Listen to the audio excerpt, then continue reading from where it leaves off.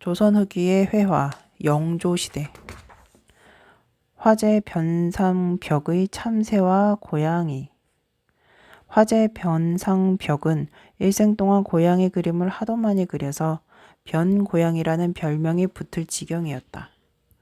이렇게 고양이 그림을 많이 그렸다는 것은 단지 그림의 대상으로 고양이를 택했다는 것이라기보다도 오히려 그가 평생을 두고 고양이를 지극히 사랑하고 또 좋아했다는 말이 된다. 따라서 변상벽의 어진 눈은 항상 신변해서 고양이의 재룡과 습성을 벗삼아 지켜보면서 즐겼을 것으로 짐작할 수도 있다. 그의 그림에 나타난 고양이들의 생태 표현이 사무 실감이 넘치는 것은 물론 그의 뛰어난 사실력에도 연유하겠지만 고양이에 대한 이러한 깊은 사랑과 이해가 없이는 이루어질 수 없는 일이 아닌가 한다. 실록의 계절인 듯 새싹이 돋은 고목나무 가지 위에 참새떼가 놀라 지저귀고 장난꾸러기 고양이 한 쌍이 희롱하는 모습은 다시금 보아도 미소를 자아내게 한다. 참새들은 다급하게 지저귀고 나무에 뛰어오른 고양이는 짐짓 땅 위에 앉은 고양이를 굽어보며 아웅대는 모양이 여간만한 사랑으로 감싸인 전경이 아님을 알 수 있다. 특히 고양이의 묘사에는 박진하는 사실력을 다했고 참새떼의 표현도 이만저만한 솜씨가 아니지만 이 그림에 한층의 격을 붙여준 것은 대범하게 점찍어 표현한 연초록 나뭇잎새들의 운치가 아닐까 한다. 고양이의 박진하는 사실 표현에 비하면 너무나 덤덤하고도 소략한 표현이지만 속되어지기 쉬운 이러한 애완동물화에 한층의 격조를 붙여준 것은 바로 이러한 문기 때문이 아닌가 한다. 중국이나 일본의 화초, 동물 그림이 대개는 농체를 써서 번거로워 보이는 것에 비하면 변산벽의 이 고양이 그림은 갓 맑은 해학과 시정을 일깨워 준다고 할 수도 있어서 한국 그림의 특성이 이러한 면에서도 짙게 풍겨진다고 말할 수 있을 것 같다. 앳된 고양이들의 깔끔한 생태에 정을 쏟을 수 있었던 변상벽의 사람됨이 이 그림에 반영되어 있는 것 같기도 하고 또 고양이를 사랑할 수 있는 사나이가 진실로 여자를 사랑할 줄 안다는 속담에도 수긍이 가는 것 같기도 해서 과연 변상벽은 멋쟁이였을 것이라는 생각을 해보기도 한다.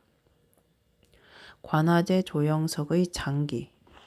관아제 조영석은 선비 화가의 본보기 같은 사람이었다. 시서와 함께 선비가 그 여기로 그림 그리기를 즐긴다는 일은 옛부터 있어온 일이지만 관아제처럼 선비로서의 분수도 깔끔하게 지키고 화가로서의 일도 지체를 잃지 않는다는 일은 그리 쉬운 일이 아니었을 듯 싶다. 예를 들면 영조가 그에게 세조의 어진 모사를 맡아 하도록 분부한 일이 있었는데 그의 벼슬은 겨우 의령 고을의 군수에 불과했지만 이 일은 화사가 할 일임을 분명하게 밝히면서 소명에 응하지 않았고 또 숙종의 어진 모사 때도 영조는 그 감동을 맡은 그에게 직접 지필할 뜻이 없느냐고 하문한 일이 있었지만 그때도 역시 전의 심경에 변함이 없음을 분명히 아뢰고 이를 사퇴해서 주변 사람들을 놀라게 했다는 기록이 홍직필의 매산집에 전해지고 있다. 말하자면 이렇게 깔끔한 선비가 풍속화를 남겼으니 많지 그 주제도 그러할 만하고 또 그림 속에 넘치는 문기나 멋도 여간한 것이 아니었음을 짐작해 해준다. 관아제의 풍속화 작품이 얼마나 있었는지 지금 짐작할 수 없는 일이 있지만 어쩌다가 하나 남아있는 이 장기 같은 작품을 보고 있으면 과연 그러한 작가의 그럴만한 작품이라는 생각이 들게 된다. 평복 차림의 유관과 큰 갓을 쓴 선비들이 일단이 서늘한 노송그늘 아래에서 장기판을 버려놓고 지금 숭부에 온 좌중이 상기에 있는 판국을 그린 것으로 그 박진한 감정 표현은 보든지 화면에 흐르는 조촐한 인간상의 맑은 웅성거림으로 보든지 과연 선비 화가가 그린 선비 사회의 풍정의 참모습이라는 느낌이 든다. 이 작가가 그림의 주제로서 지식인 사회에 한층 가까운 바둑을 택하지 않고 장기를 택한 것은 장기 놀이에서만 즐길 수 있는 열띤 승부 속에서 점잖은 선비들이 어떻게 그 감정을 노정하는가를 표현하고 싶었는지도 모른다. 지금 막판이 다가와서 몇 작 안 남은 최후의 보루 위에 모든 시선을 모으고 있는 상기된 얼굴에는 혼수를 나무라는 노여움과 기어코 이기려는 지모의 불꽃이 함께 서려서 그 비용을 알리는 상누의 정갈도 지금 아랑곳이 없어 보인다. 관아제는 이 그림에 써놓은 자제에서 화나 고사를 인용하고 있지만 그러한 먼 중국의 고사를 상기하지 않더라도 이 장기 그림의 장면은 이미 우리 생활 풍경의 한 토막으로서 충분히 즐겁고 아름다운 것이 아닌가 한다. 이 작품에서뿐만은 아니지만 관아제는 그 문장과 사회의 서도가 모두 뛰어나서 고래의 동양 선비들의 자랑 삼는 시서화 일치의 격조를 한눈으로 본다는 느낌이 든다. 가림없는 인간상의 참모습을 어떻게 실감나게 표현했으면서도 그는 표현의 잔재주나 분수의 욕심을 부린 흔적이 없고 오히려 그림에서 담담하게 풍기는 절도의 싱그러움과 스스로의 눅눅한 붓자국을 유유히 즐겼던 것이 아닌가 한다. 어쨌든 이 소품이 이례적인 풍속과 개통의 그림이기는 하지만 그런저런 것을 아울러서 선비 화가의 작품 체질과 그들이 지닌 자존심의 일면은 보는 듯 싶다. 관아제는 조촐한 하만 조씨 문중에서 순천 군수회의 아들로 태어나서 숙종 39년 진사가 되었으며 영조대의 지방과 중앙의 관직을 역임, 돌아간 뒤에 이조 참판에 증직되었던 선비였다. 세상에는 겸재 정선, 현재 심사정과 더불어 잠재로 일컫는 작가였고 또 그의 뛰어난 시서화를 일컬어서 삼절이라고도 불렀다. 능호관 이인상의 노송도.